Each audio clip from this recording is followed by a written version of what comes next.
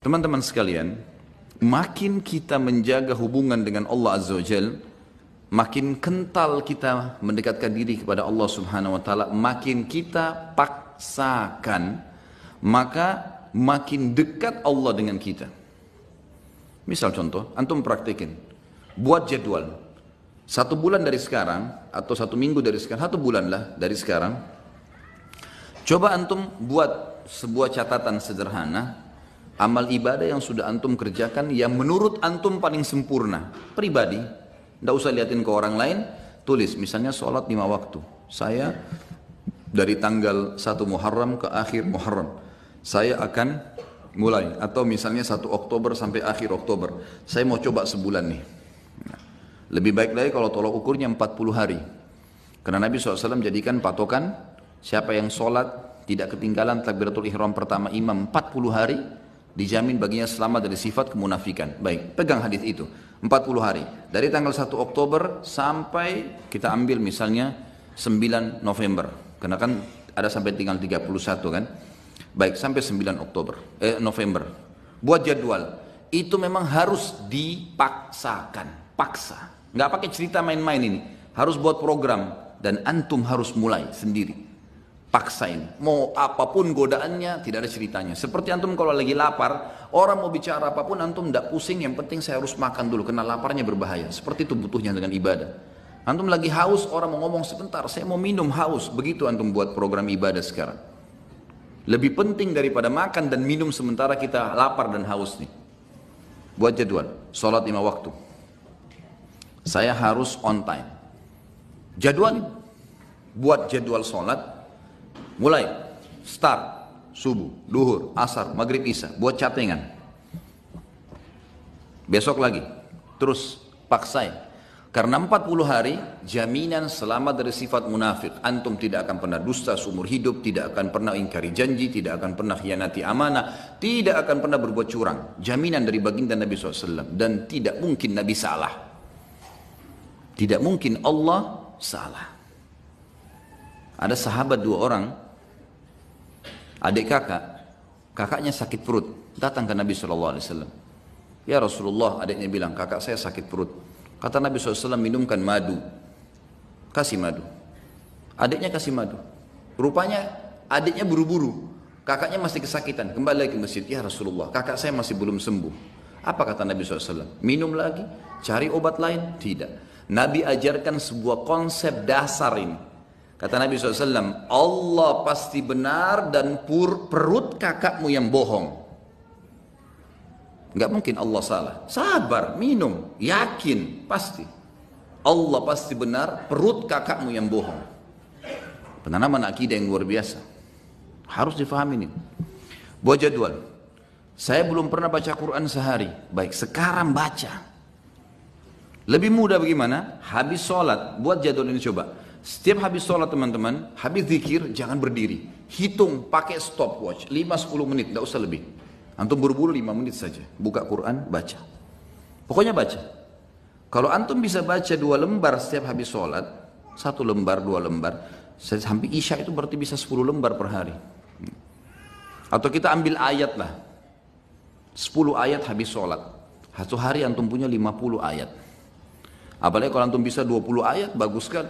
20 ayat subuh, 20 ayat duhur, 20 ayat asar, 20 ayat maghrib, 20 ayat isya. Kalau ada yang lewat, misal maghrib gini ada taklim, habis isya nanti saya double jadi 40 ayat. Atau sebelum tidur. Pokoknya 1 hari target saya 100 ayat misal. 100 ayat sehari teman-teman, 6.000 lebih ayat Al-Quran. Itu bisa antum khatam cepat sekali. Hanya baca. Harus paksain. Zikir pagi sore. Jangan berdiri dari tempat antum habis sholat subuh kecuali sudah zikir subuh. Harus, apapun godaannya enggak, duduk dulu sebentar. Dan teman-teman, saya pernah praktekin zikir pagi, asal antum sudah rutin lakukan, maksimal 12 menit, maksimal udah. 12 sampai, ini kita baca zikirnya, kalau ditambah dengan wirid yang lain seperti la ilaha illallah wahdahu la syarika lah, ini saya pernah baca 100 kali, saya praktekinnya, dengan tidak terlalu buru-buru, tidak juga terlalu pelan, la ilaha illallah wahdahu la syarika lah, lahul mulku wal hamdu wa huwa ala kulli syai'in qadir, la ilaha illallah wahdahu la syarika lah. Jangan berhenti mulut antum, sambung. Nyambung, itu 7 menit selesai 100 kali. Jadi semua paling lama 20 menit. Duduk dia di situ. Apalagi kalau antum duduk sampai syuruk, itu Masya Allah, bagus sekali. Saya yakin 20 ayat dan zikir pagi tuntas tuh, waktu syuruk. Jangan ngomong teman-teman sekalian, kecuali ada taklim. Syuruk tapi ngobrol di pojok sana, ngobrol di sana, ada apa ngobrol? Nanti sebentar ngobrol itu. Kasih haknya, jadwalin.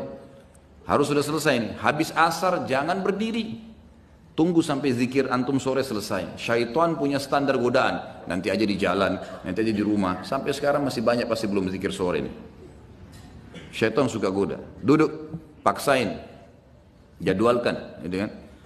Sehari itu semua amal-amal harian yang rutin semua harus on time.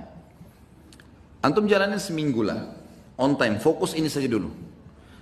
Kalau sudah minggu yang kedua, buat coba selain yang on time ini, buat plus-plus. Plus-plus itu kayak jenguk orang sakit, kayak menghafal satu hadis, setiap hari satu hadis, atau seminggu satu hadis. Buat plus misalnya jenguk bakti sama orang tua, walaupun cuma telepon. Ada plus-plus dari jadwal rutin, jalankan seminggu. Coba begitu, atau kalau kebanyakan pindahin ke pekan ketiga, pekan keempat, dan ini harus dipaksain ya. Ini nanti teman-teman kalau sudah dipaksakan jadi terbiasa, kita jadi seperti roda, jadi seperti sebuah kebiasaan, tidak enak lagi kalau nggak dilakukan. Jadi kalau antum kerjaan sebulan atau 40 hari tadi, memang butuh paksa di sini. Insya Allah setelahnya nanti malah jadi nggak enak. Orang kalau biasa puasa Senin Kamis terus nggak puasa, nggak enak. Atau orang biasa sudah ke masjid, sholat on time, telat sedikit rasanya beban, gitu kan? Terus begitu. Dan kata kuncinya, kalau kita sibukkan diri dengan perbuatan amal soleh seperti ini teman-teman sekalian, pasti dosa atau akan tinggalkan secara otomatis. Nggak ada waktu buat dosa udah. Jadi nggak usah sisipkan energi khusus tinggalkan zina, tinggalkan riba, nggak. Sibukkan diri dengan amal soleh yang antum akan tinggalkan nanti. Karena ini penting di sini. Sibukkan diri dengan amal soleh maka dosa akan kita tinggalkan. Kalau ini terjadi, akan terjadi banyak karamah. Sebagian ulama menyusun ada beberapa tingkatan karamah itu. Yang pertama, yang umumnya datang kalau orang itu memaksakan diri dalam ibadah, mengerjakan yang wajib dan sunnah, meninggalkan yang haram dan makruh, maka dia akan sering melihat, dia akan sering merasakan firasatul mu'min. Yang kata dalam hadis Nabi SAW, kata Nabi SAW, firasatul mu'min benar. Ada sebuah perasaan yang kita rasakan, orang ini baik atau tidak baik. Jadi ini bisa dibedain ya dengan sesuatu kalau antum belum dekat sama Allah. Itu berarti belum tentu benar, bisa dari syaitan, sangka buruk. Tapi kalau seseorang sudah paksain diri, sudah jadwal ibadah tadi, antum bisa merasa orang ini mau niat jahat atau ini orang yang mau baik sama kita. Tapi konsekuensi ini dulu nih. Kalau sudah terpenuhi ini baru. Kalau tidak, masih antum Senin Kamis masih jalan. Ada orang sholat 5 waktu, iya, ikhwah banyak. Tapi nggak pernah puasa Senin Kamis. Entah kenapa. Apa udhurnya nggak tahu. Mau tunggu mungkin mati, malaikat mau datang baru puasa, Allahu a'lam. Gak ada alasan sama sekali. Kerja, semua orang kerja. Semua panas semua. Ramadan kemarin sudah menghapus semua syubhatnya orang yang tidak puasa. Semua dihapus. Panas iya, kerja iya. Sama semua. Sama, sudah kita dilatih sama Allah SWT. Dan wajar kalau orang menjadi lebih baik. Wajar, gitu kan. Yang kedua, dia kalau terus memaksakan diri lagi, dia akan mendapatkan yang dikenal dengan ru'yah sadiqah.